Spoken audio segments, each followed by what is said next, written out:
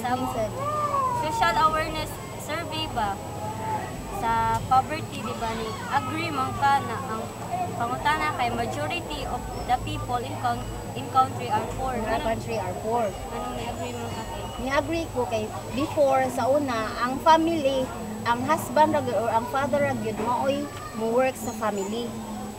Siya man akong mo work sa family.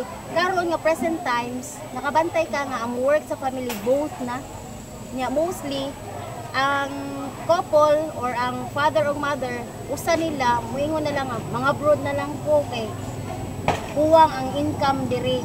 So mostly mo grab na gyud bisag delikado kaayo ang pabang abroad. Dili ka ka-sure ba nga maswertean ka dito.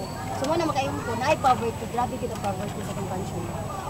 My second question te about sa prostitution. Na prostitution or promotes abortion. Na ni-agree man ka? Anong ni-agree man ka te? Oo, syempre kay ang prostitution illegal na siya no. Bad doing na siya. So commit man ka, sin pag na siya. So ang mostly kung prostitution, mabuntis ang babae, dali na mabuntis, labi walay enough knowledge about pregnancy or premarital sex.